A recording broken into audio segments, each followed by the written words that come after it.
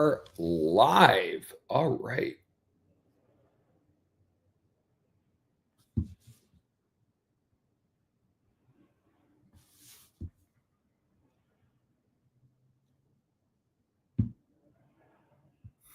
All right, there you go. We are live. And for many people, this is college football Saturday. That's why I'm rocking my Alabama gear, roll tide.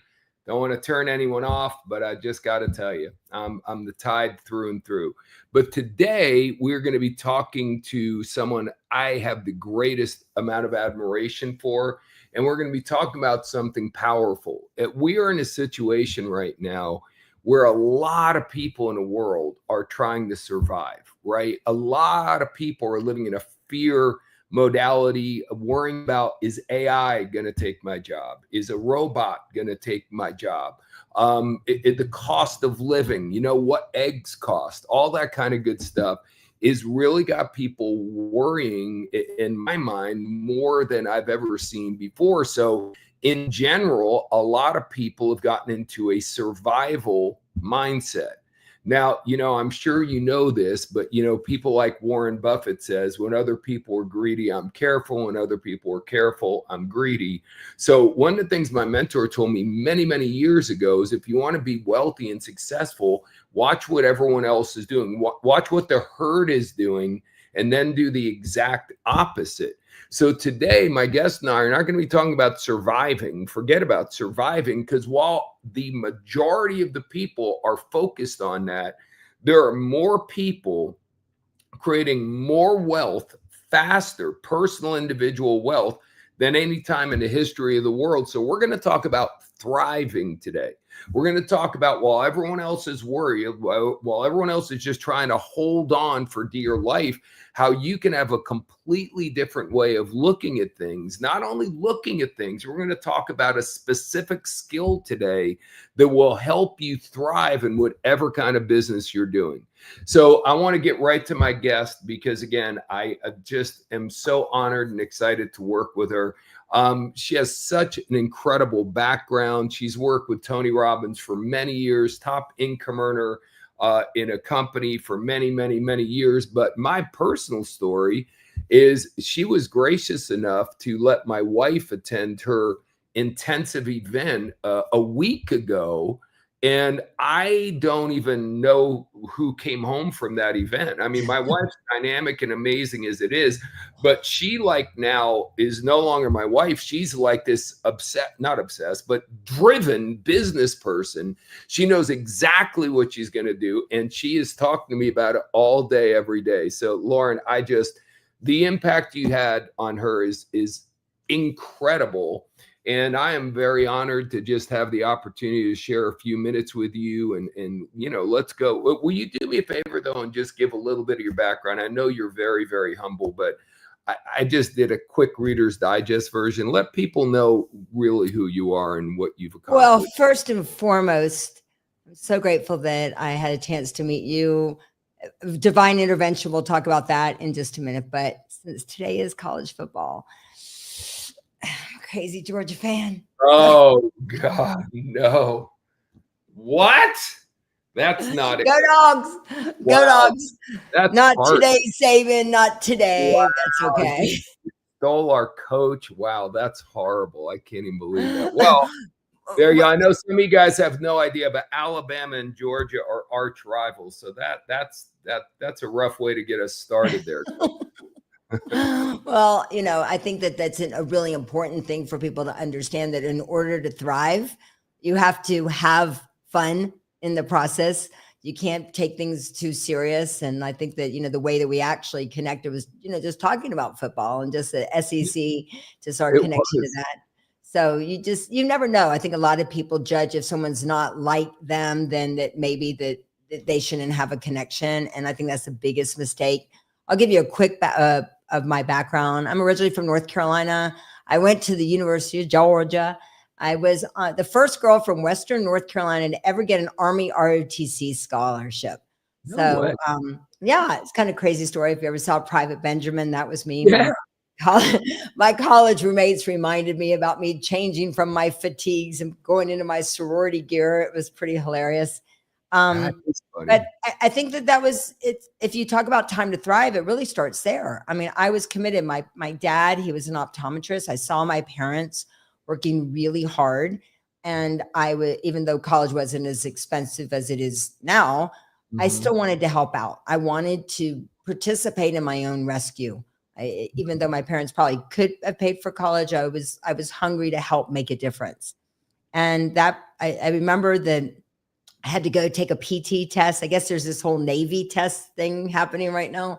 Yeah. Well, I had to, most people train to take their PT tests, and I'd gotten a call literally days before saying, "Hey, you need to take this PT test. You need to go out to Western Carolina University." And it What? was like throwing a basketball from the side and, doing a pull up. And I'm only 5'2". So I go in the gym and there's like all these young guys around. I'm like, I'm not going to look like an idiot here. And I like stayed about, they go, if your chin drops, we call time. And I had to do all of these things, but I was so determined to make it happen. Yeah. Uh, and then I went to an interview. There was like 5 generals and little old me sitting across from these 5 generals. And they were interviewing me. And they said, what's an accomplishment? I'm 18, right? They go, what's one accomplishment that you've done all by yourself that nobody helped you with? And I looked them in the eye and I go, I read every page of Moby Dick. And they're like, nobody reads every page of Moby Dick. But anyway, it's just a funny story about just, when you find a way. I think I got the scholarship because I got 5 generals like laughing by me talking Right. about Moby Dick. Then I was a broadcast journalism major and was scheduled to go move to Atlanta and work for CNN when it first started off.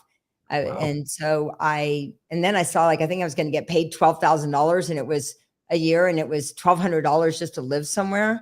And I Right. did what any good college graduate would do. I moved to Vail, Colorado to work on my doctorate of waitressing degree. And there I got into sports marketing. I worked for Rosignol and Kemper Snowboards when they said snowboarding would never last. And Wow. then one day I waited on this table and turned out my manager knew he would do whatever he could to help me. I learned so much from him. His name's Kevin Foley. And one day he sat down the world of sports at my table. I mean, it was everybody you can imagine. And at the head of the table was a guy named Joe Harper. And he goes, do you know who that is sitting over there? I go, I don't know, sir. I treat everybody the same, and I was just talking. And at one table was Omar Sharif. At another table was some Oh, very famous football players. And the guy goes, my name's Joe Harper. I'm general manager of the Del Mar Thoroughbred Club. And I'm like, where is Del Mar? And he's like, you're perfect. And he hired me to go work at Del Mar in San Diego. hmm. And actually, let me back up a little bit. My boyfriend in college, his name was Frank. We were coming back from a football game, a Georgia game, and he sees a book in the window and it says Unlimited Power. This was 1987. And he goes, Wow. oh my God, that's so you. And we walk in the bookstore and there's a book. The colors were red and black at the time. And I was like, oh, this is a cool book, red and black. And Oh, boy. so we flipped the book over and it's a picture of Tony Robbins in a three-piece suit. He's got the whole car part going on, he's got suspenders. And my boyfriend says, one day we're going to go to a Tony Robbins seminar. I'm like, you're a freak. I'm moving to Atlanta. I'm going to work for CNN. I am not going to a Tony Robbins seminar or whoever this guy is. So anyway, I took the book with me and I never read the book. And I loved my job at Del Mar. Loved it. Loved it. Love to send some prayers out because one of my favorite people, I haven't even said this in forever. One of my favorite people that I took down to the winner's circle was Bruce Willis, actually. Oh, Such wow. a good man. And just prayers out to him today. Yeah. Anyway, I love my job, but Tony says something, he talks about the science of achievement and the art of fulfillment. And as much as I love what I did, I was still missing. There was a hunger in me. And I think right now there's a hunger in people of why we do what we do in the first place. Well, and my parents raised me with very strong contribution values. So on Thanksgiving that year, my friend Tom said, "Hey, we're going to go deliver food to the homeless. Do you want to go?" And I'm like, "That'd be amazing." So I show it up at this big house in Del Mar, but everybody had a big house in Del Mar. This Yep. one just happened to be in the shape of a castle. This was November 1989. Wow. And like it was maybe 25 people. And we get these directions of where to take these baskets to. My heart's so full. And I come back to this house and I'm walking around the turret of this castle. And I see this guy in the president, this guy in Nelson Mandela. And I get to a giant shadow box and there's a book in it. And it's the book that my boyfriend from college brought me. Wow. And I'm like, oh my God, that's that book. Oh my God. And Tony was only 29 at the time. Wow. And Tony comes up behind me. I was 24 and he's like, "Hey, you read my book?" And I'm like, "No." And he's like, "Well, I saw you had a great time. I'd like to invite you to dinner." And so that night I went and I showed up at dinner and my friend's like, "What's she doing here?" And I'm like, "I don't know, that big guy, invited me." It's kind of like I was listening to you on your Instagram talking about the tree in your backyard that you planted. And it made me think of this story, and why I wanted to share it was, that night we delivered 100 baskets, but Tony got up there and he shared his vision. Next year we're going to do 1,000, then we're going to do 100,000, then we're going to do 1,000,000. And everybody's like, yeah. And I'm like fired up. I'm like, yeah, let's go. Like this guy, I don't even know him, but let's go. And, then Tony grew his vision and it grew to 100 million baskets to feeding, Wow. 1 million people, to feeding 100 million meals, to now it's 100 billion meals. And it reminded me once again of the tree story that you talked about. You planted it 23 years ago, but like you said, everybody has to understand the time, right? And the true beauty. I wrote this down, so I got to get my glasses on. The true beauty doesn't come by doing things quick and easy. And I think the reason people are feeling like they're not thriving is they're trying to do it quick and easy. And it doesn't happen that way. I mean, so anyway, I went to work for the company. They asked me to work for the company. I worked in the production office. My first event was in Dallas. One of my first events was in Dallas at the Grand Kapinski. Yeah, right. I live right by that. Oh my gosh, really? I have to go again because I haven't been there in forever. Yeah. And so I worked in production. I created the crew program for Robbins. It's a great program. I was like, well, people obviously want to come back. So let's give them give them some reason and do some value to help them come back. And then so I did that for a long time. And then Tony Sage asked us to move to Fiji after 9/11 to launch his life mastery program in Fiji. So we moved our boys were little. We moved to Fiji and we launched his life mastery program. And we were teaching about 36 week-long programs a year. Wow. So that's kind of my story. I've written several books, but it's such an honor, work with Tony. I've done these women's events since 2004, launched them here in the United States. Then, I started buying into some of the noise. I think that a lot of us, the reason why we're not thriving is might be listening to the noise. It was like I was watching Shark Tank last night. And, there's a lot of people who built some pretty darn successful businesses. Sure. And you're from Dallas, where you live in Dallas, so you'll know this story.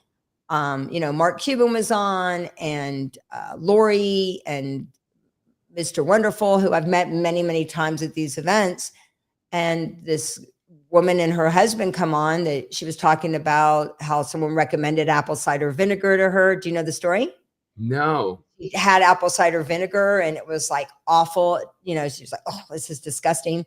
So she went on there and they presented a brand called Mother. Okay. And it was flavored apple cider vinegar. And they were, Bethany and a bunch of them, they were really tough on this woman and her husband. And you could see the husband like sweating. I mean, some of you might be able to relate to this. Like you share your idea, you share what you put your heart and soul into. And then people are like, what are you talking about? Like, what are you doing? Why are you doing that? Like, that's not going to work. And they all like, I'm turning it down. I'm turning it down. I'm turning it down. And then the other guy, I don't know who he was, But he said yes to doing their project. Okay. I went just to Google this company Mother, to see if it's still around. Mother is Poppy that sold to PepsiCo for $2 billion. Wow. Oh my gosh.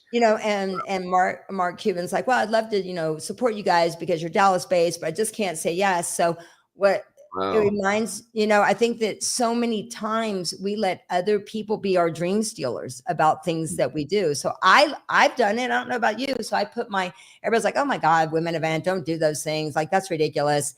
And even though they were successful and even though everyone loved it, I started buying into some of the noise. And so that's when I told you that when Tony built his studio and then when Eric built his studio, I'm like, well, why wouldn't I just do my thing there? Like, hello, why not me? So I think that you have to, Gary Vee says it all the time. He gives, I don't hear the good. I don't hear the bad. I just stay focused on my vision and I just keep going. And that's been a big, huge lesson for me. Well, that's awesome. Wow. That is quite a bit of information in a very, very short period of time. So, first of all, this really, it sounds like your journey, the book thing is wild, but other than that, the connection you had by being, doing your job well when you were, out west, you know what I mean? And getting the connection to that gentleman who got you to move to Del Mar. I mean, I'm sure you thought about this, but what would have happened if you didn't get that connection? I mean, just think how different your life would have turned out. One of my favorite quotes is another Tony Robbins quote. It's obviously I've been in the environment for 36 years now, so it's a long time. But he says it's in the moments of decision that your destiny is shaped.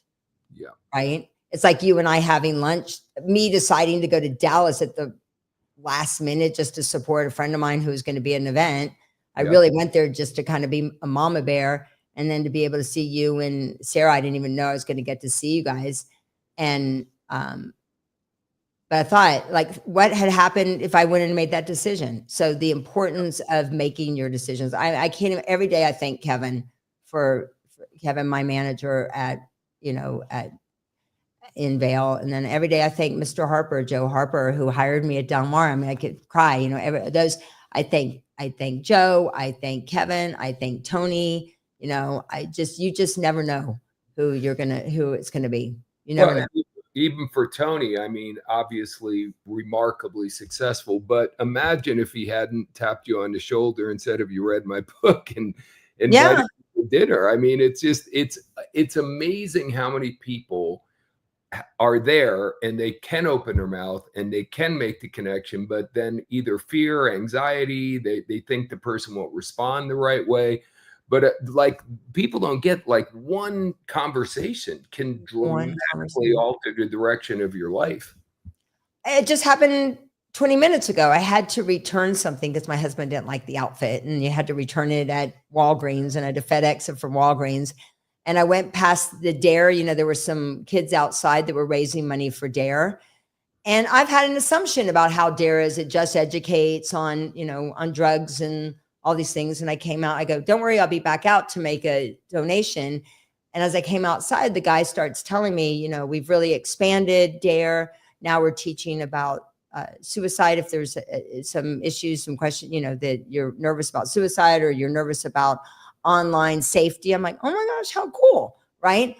What if I hadn't had that conversation? Now I just wrote, and I'm like, how do I get involved to help at local DARE? What if I hadn't had that conversation? Yeah. Most people just say, no, I'm not interested. Instead of like taking the time, just like a tree, Yeah, no doubt about it.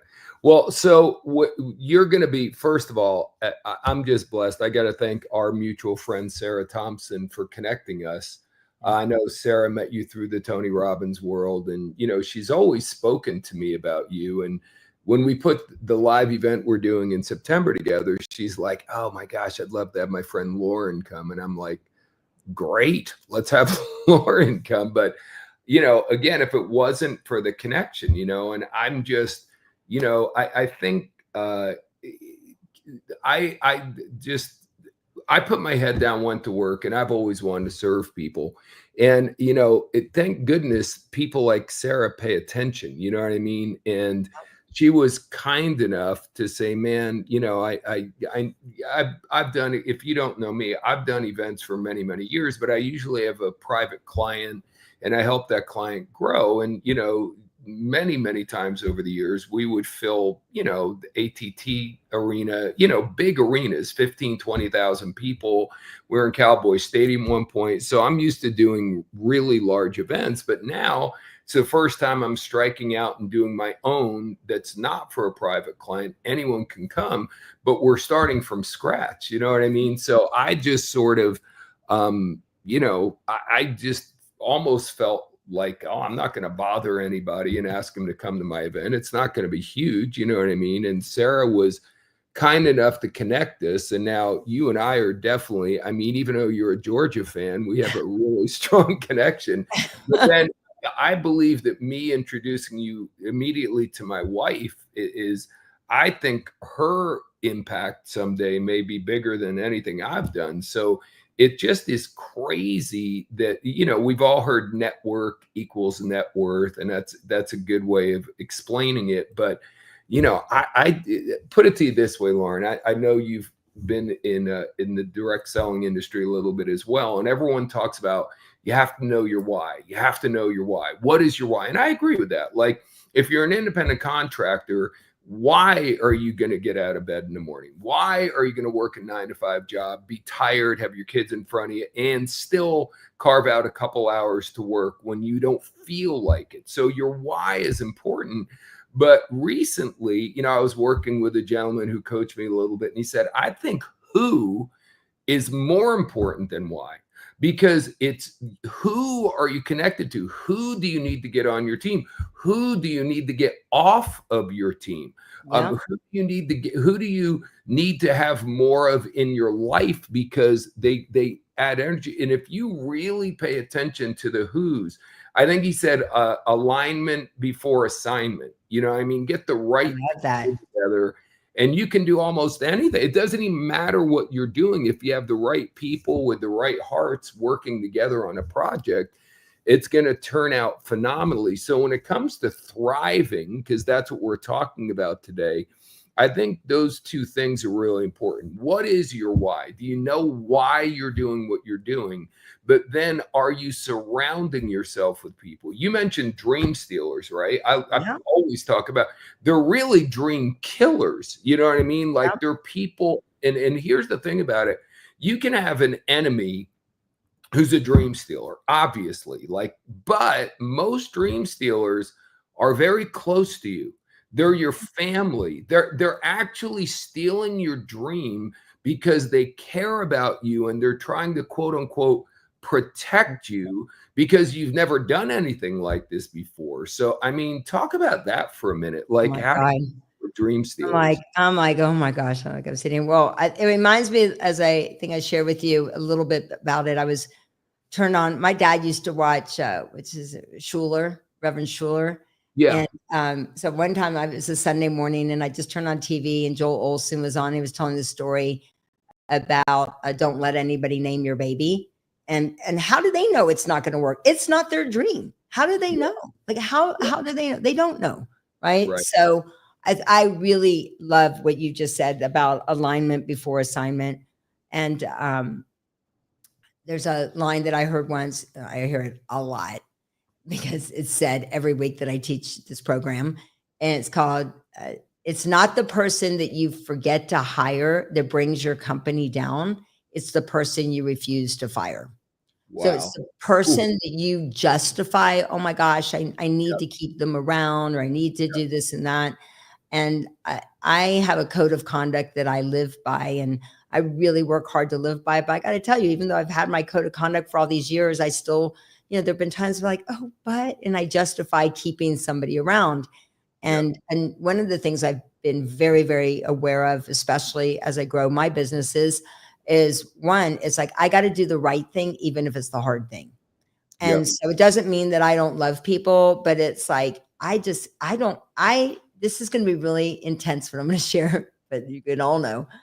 I rate every call I have with somebody or every time I'm with somebody. So after I get off a phone call with somebody, I'm like, well, okay, on a scale of 0 to 10, how did I feel and why did I feel that way? That's great, though. And I Every know that call, sounds maybe a little harsh to someone, but I mean, it's the truth, right? Some people are just sucking the life out of you when you're on the phone with them. Deep they down. and interactions, like I'm like, and I see how when I start distancing a little bit from the ones that don't make me feel great, Yeah. it's amazing the space it opens up for others to come in. That is something Right. I do believe the whole thing, what's next is better. And but it's taken me a long time. I mean, I'm going to be 60 in a couple months. And I'm like, I feel that it's taken me a while to stop being a people pleaser. So I think that one, yes, who you surround yourself with, as we know, is who you become. I love something that our friend Eric would say. He said, if you're living at a level 10, what do 10s attract? Tens. No, 8s. Oh, And what do 8s attract? yeah. There you go. 5s, 6s. Five, Yeah. 6s, right? And so like you've got to level up. Mm, For me, if I look, my vision pulls me. Like I'm looking at my wall. You can't see it over here. I have 30 years of manifestation boards over on the other side. love And that. maybe I can actually show you guys. Actually, I can show you guys. I got my little iBot. Hang on a second. Let me just follow me with my camera. Like see if it I follows. love that. It Following is. me? Is it following me? It is. It is. Can you see the wall? I don't know if you can see the wall. Yeah. Little. Yeah. I have 30 years of, those boards, but it really is all about, how do I really want to show up in the world? Who do I really want to be? So that's what drives me. Do it, I want to be, I'm on a rocket. I mean, be a mama on a mission, kick ass, a girl power, fierce. My worth is not determined by other people's perception of me. I'm looking at this. So that drives me, that I'm living proof of what's possible. So that drives me. So my vision of how I want to show, how I'm committed to showing up in the world. There's a great quote. It says, at the end of my life, I want to slide on into heaven because I want God to know that she used every bit of talent that she gave me. So I'm sure like you, we go. A lot of people go, oh my gosh, you've got so much going on. I'm like, heck yeah.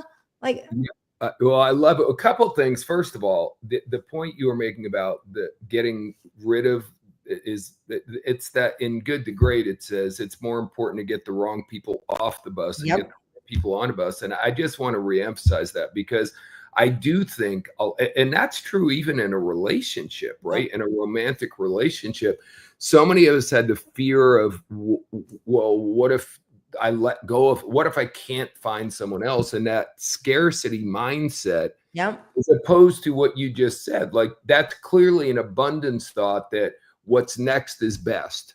So if I let them go, not only am I getting addition through subtraction, but now, like you also said, I'm opening up space for the person who I really need to come on board. And it's just so much of it's mindset, because if you do have that scarcity mindset and you're fearful all the time, things are definitely not going to turn out. But to keep going with what you were just saying, like, so you've created the mindset that you've created the person you want to be, who can slide into heaven by affirmations, by speaking things into existence. The other thing about being who, not just the who's you get in your life, but if this is your goal, this is what you're shooting for. Well, this is the who.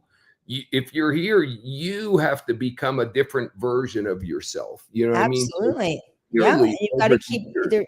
Yeah. I mean, I am constantly reinventing myself as I look at this next decade. It's a different, like, what kind of people do I need to attract into my life at this time in my life? I'm like 60 to 70.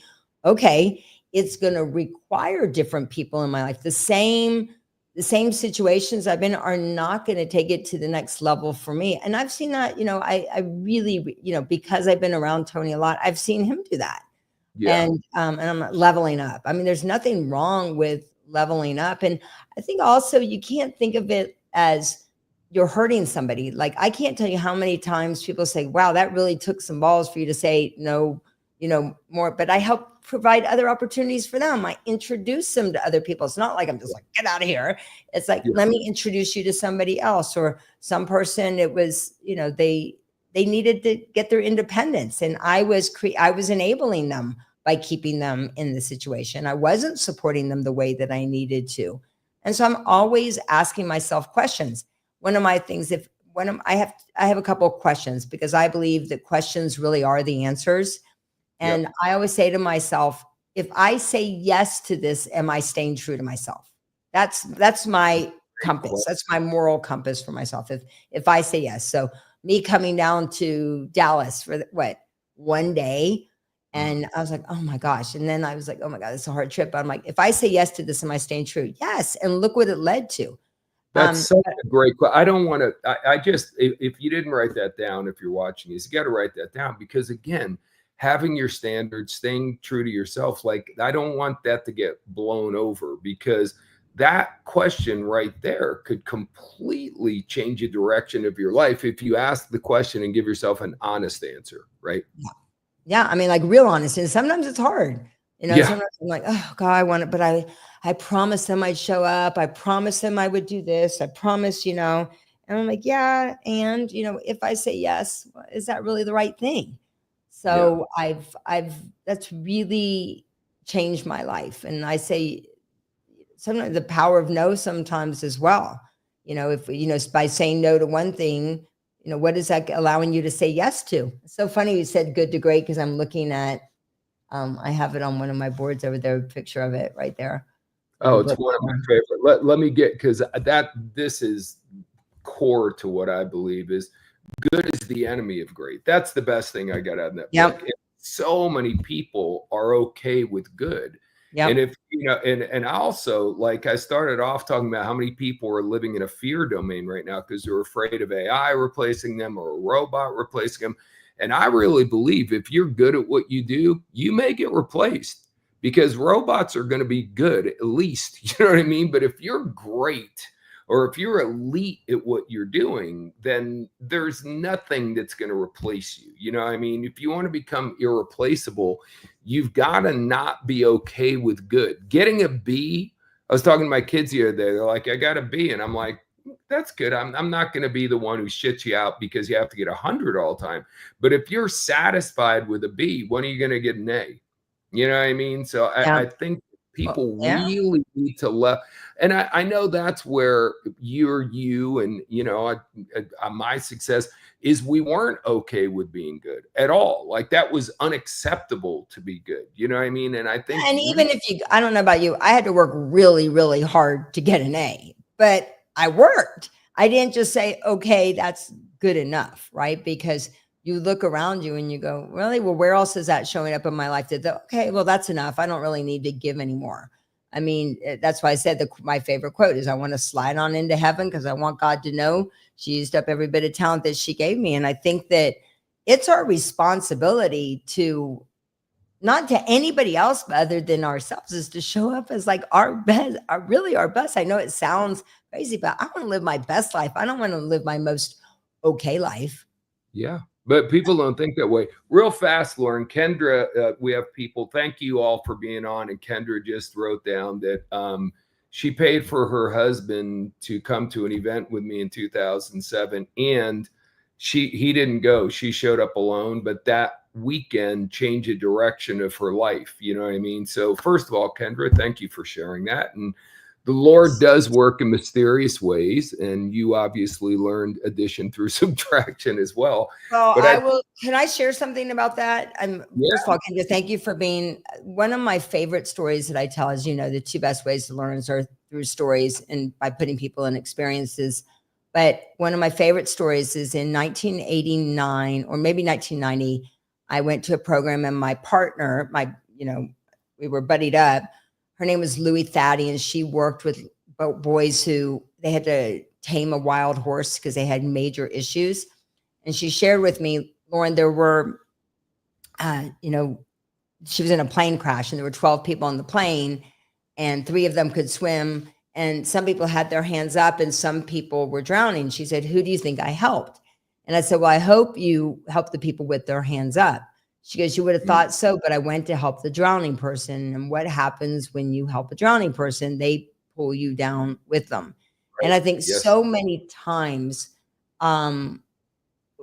we want to help people. Our intention is good, but we've got to, we can't let other, I'm not saying that her husband, I don't know the whole story, but I think so many times you got to help. There are people out there that they're ready to level up. They're ready to thrive. And lots of times people will look, I know it's happened to me. I know it's probably happened to Sarah or your wife, Sarah Kate. I'm sure it's happened like, oh, they're strong. They can handle it. They'll figure out. And it's like, I'm right here. Ask me, like, are we ready? Yeah. Can we go? So all of those things we don't realize. I'm sure lots of times it would have been nice for you to get a phone call for somebody or get the power of this. It's relationships.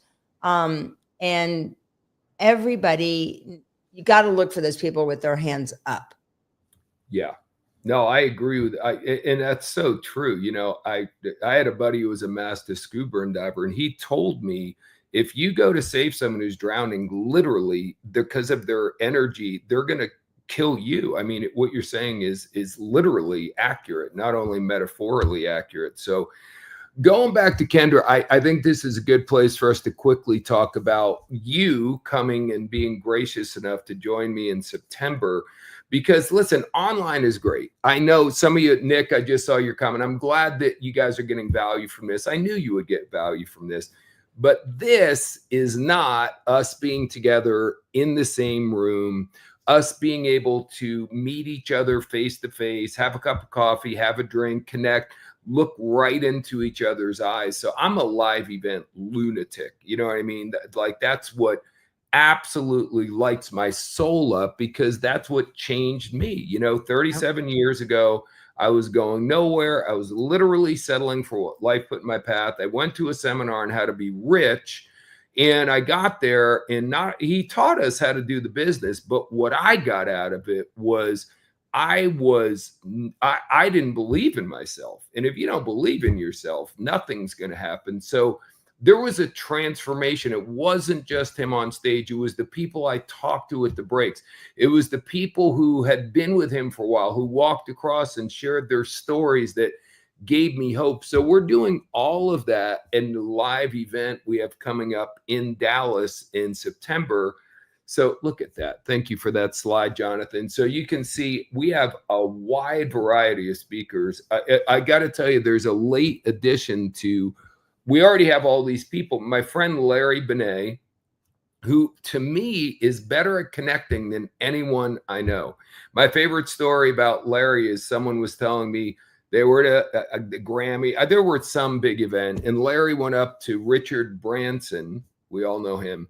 And Richard, within less than 60 seconds, grabbed Larry's phone and said, "Here, you need to take my number. I want you to call me on Monday." Like, that is not easy to do, because it's not who you know, it's who knows you. What are you doing when you connect with someone where they want you to take their number instead of, oh my gosh, I can't wait for this conversation to end? So Larry's actually working on a new company in the Philippines, and he's flying in to be at this event. So he's going to add yet another layer, because the event is called Connect, Persuade, and Lead. I know I should have had a sexy name for this, like, something like what we named this, you want to thrive. I'm a nuts and bolts guy, and everyone there is a 7-figure earner, and they're all great at these 3 skills. So I'm sure you'll get motivated if you come to this event, September 12th to 14th. But more importantly, you are going to leave with actionable things that you can do the day after you leave that are going to make you more money. That's just the bottom line. So I believe a seminar like this should have a very hefty price. It will in the future, but this is the first one I've ever done. I want to have a very reasonable barrier to entry. So we set the price at only $5.99, which in today's world, with eggs costing 10 times what they did a couple of years ago, with inflation, that's a very reasonable price, but we actually chopped that in half. So you really can't say no. So now you can come for only $2.99. I'm looking at these offers going, why are we giving all this stuff for free? But we are. So when we had so many people speaking at this event, I was going to teach detailed personality profiling. That's one of the things, some of you guys know me, that's one of the things I specialized in for years. But I'm not going to have time to teach it at the event. And it's so important to connecting, persuading, and leading that my team said, let's just give them everything we have online about personalities as a bonus if they come to the event.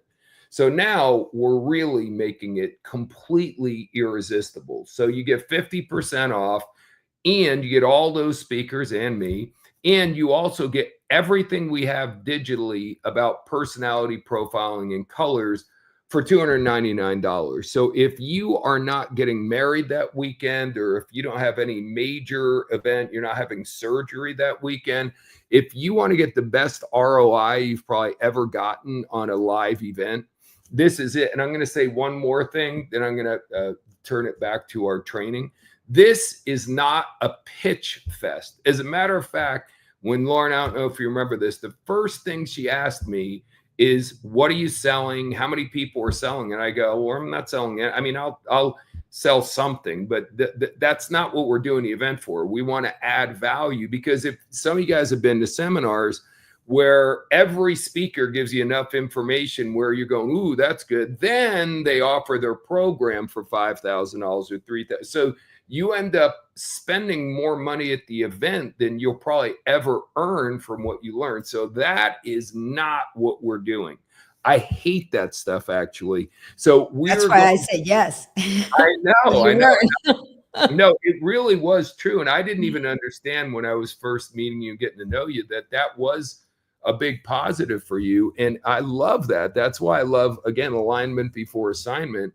It's like, I want to just add value to people. And I know that's how you are. And I know what you're going to talk about. And I know the value that you're going to add. So one last thing, because Loren, I love Loren. She's, listen, if I have, we're going to have people on, some of the people I know are obviously going to be on.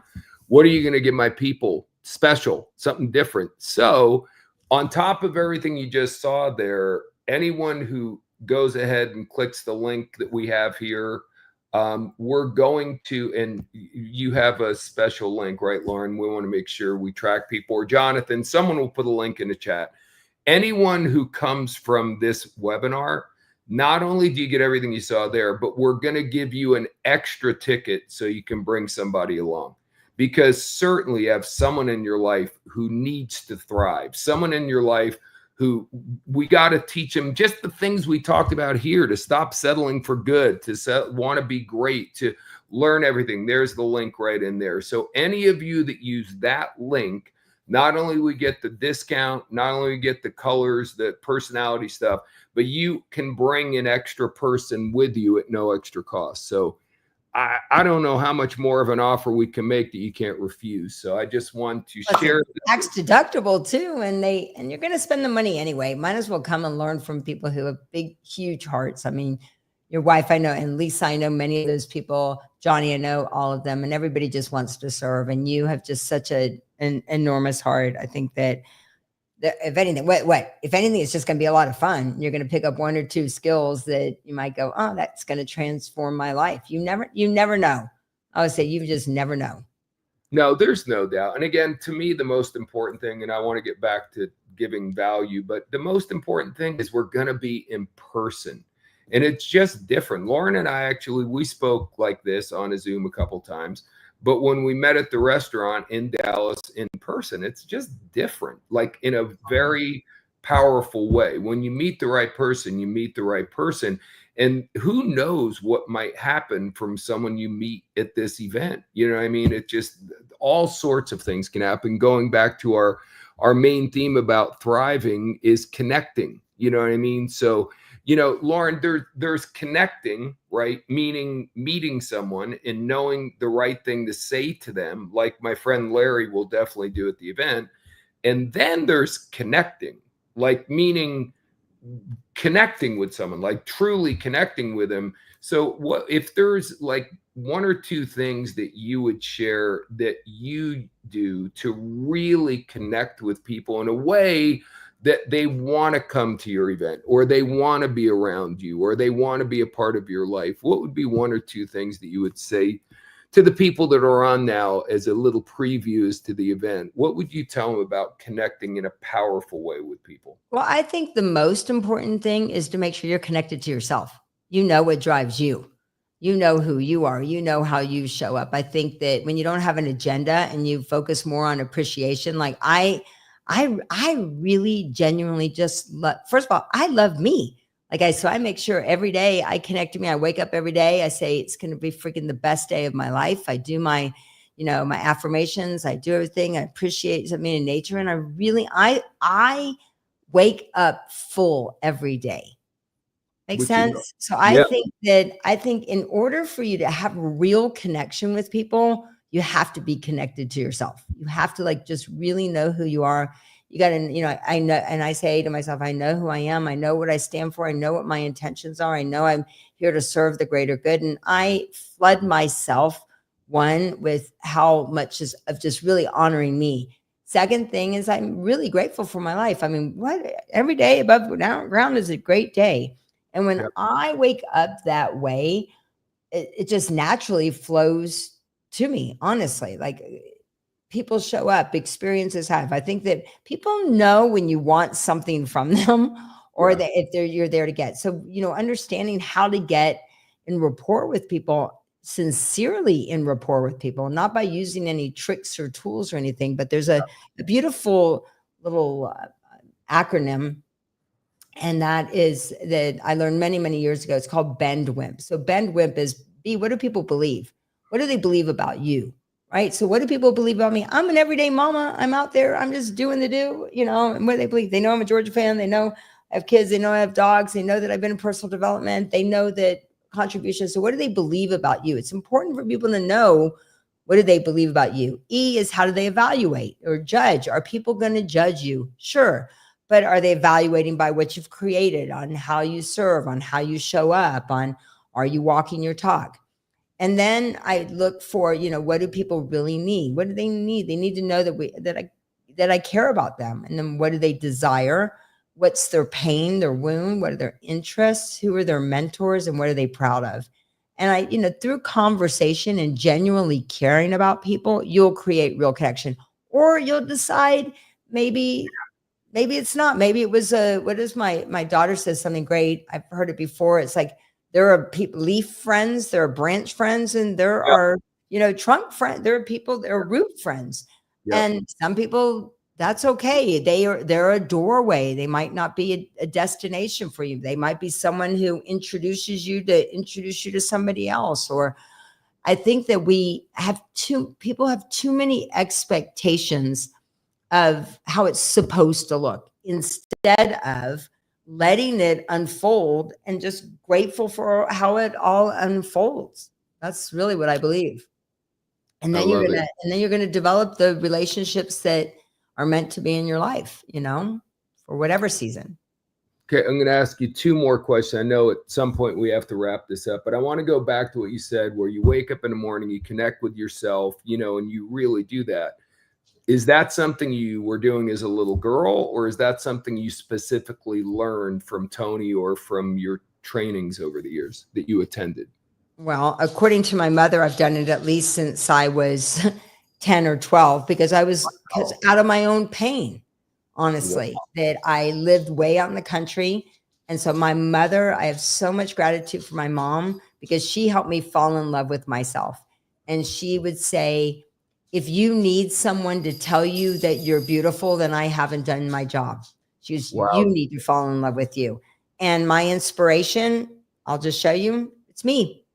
Every day it's my 5-year-old little self. And I look at her and I tell her all that we've been through, all the work that we've gone through, and that it was worth it. So my mom, literally, I'm so grateful. She just turned, 89. I'm grateful for my mom to go, Loren, you've got to fall in love with yourself first. If you want Wow. anybody to respect you, if you want to have any influence on anybody else, you've got to love you. And sometimes it's hard through some seasons, right? Oh, But those have been my my rituals have been my saving grace, for me. through tough times and, my on my knees moments when I'm like, oh my God, what's happening? When the crash happened, I live in Vegas.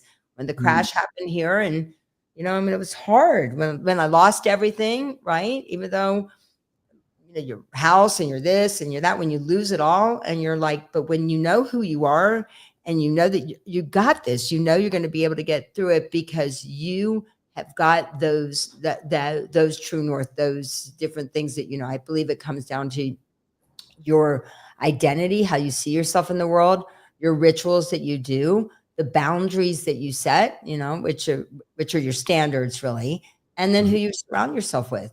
And with that as your compass, you can accomplish anything, whether it's, when people told me I couldn't write a book and I've written 7 now, right? Or Right. when I built another business, I'm like, and it was during the recession and everybody's like, oh my gosh, nobody is doing business now. Are you kidding me? People Right. are looking and Oh, they're looking for something. I blew it off, and you met some of my friends and they decided like, hey, let's tell everybody about it. And I'm like, oh my gosh.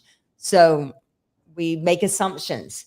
So that's we what I really do it. And we make negative assumptions, average people. First of all, I love your answer to that because I honestly probably thought like, I had a great mom and dad, but they didn't tell me I had to love myself. I mean, what a incredible gift that you got that because I always tell people, when I met my mentor and started going to his train long before he was my mentor, he was just the guy on a stage and I would pay to go see him. And I always say, man, people see that image of the kitten looking in the mirror and seeing a lion. And I was a lion, honest to God, at 27 years old, who looked in yeah. the mirror and saw a kitten.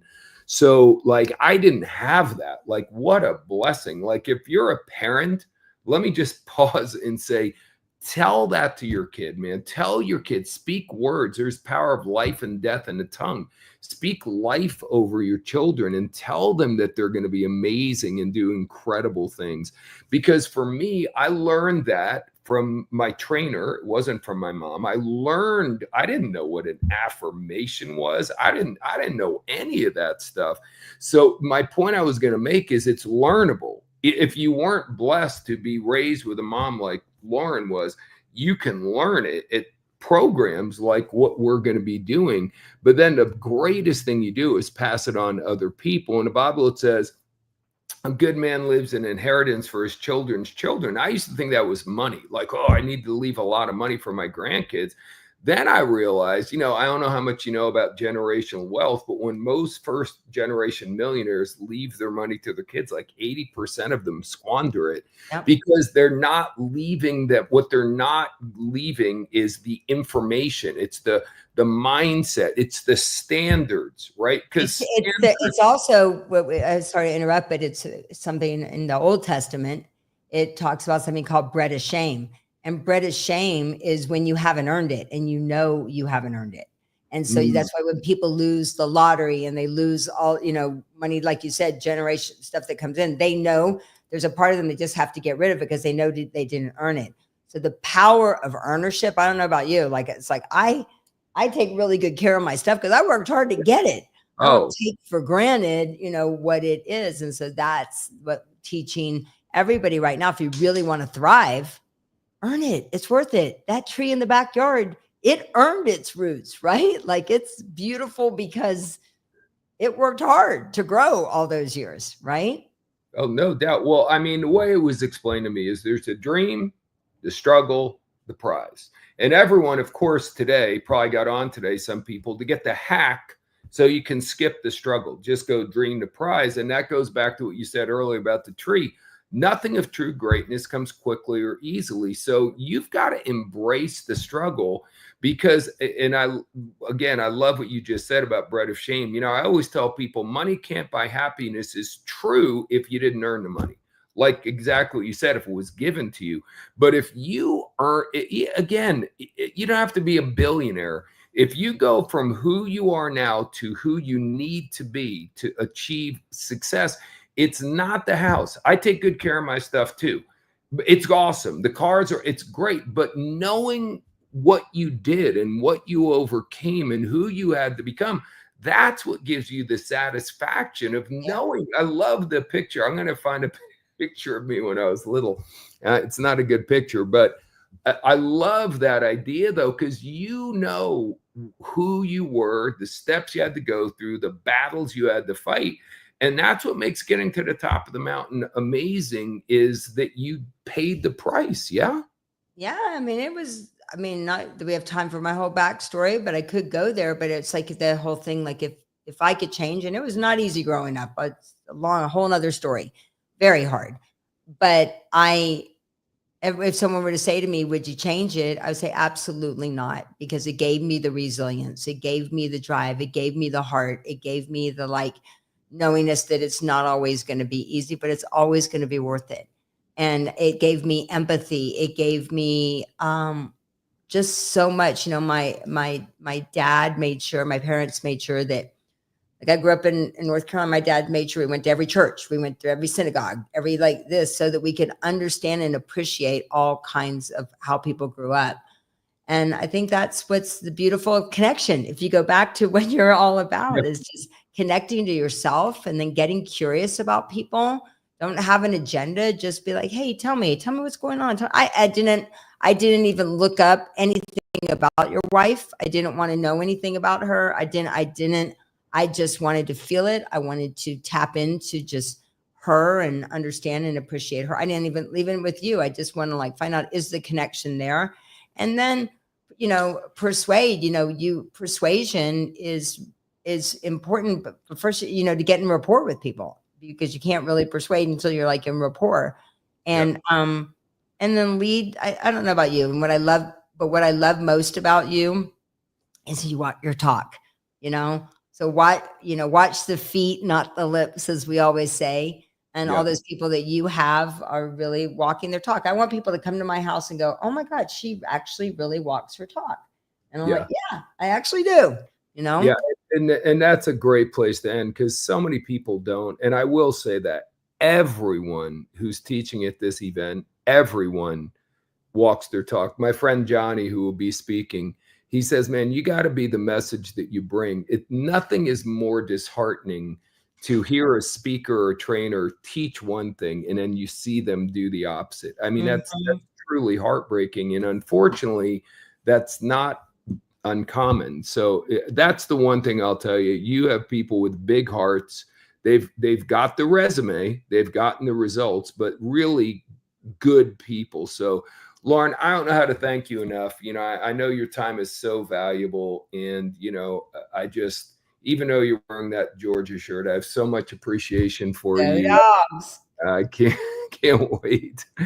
Oh my goodness. We play later this year. Maybe we're going to have to get together. Hey, but you got to give it to me. If you're from Dallas, I did recruit Rodney Hampton. Didn't he play for Dallas for a while? Or was that the Giants he played for? I don't know. Anyway, you got to love it. You got to love SEC football. We'll go to a game. Yeah, we'll go to Georgia, Bama. Come on, girl. I was at the Dogs. Last year. That is going to be something we have to do live and share. That's what I'm saying. Absolutely. Not on Zoom.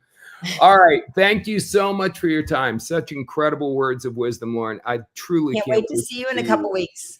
Absolutely. 100%. Have a blessed weekend. Everybody, thank you for joining us. Thanks for putting your comments on. Please share this with people if you thought it was valuable. And we'll look forward to seeing a bunch of you guys in Dallas in a couple weeks. God bless.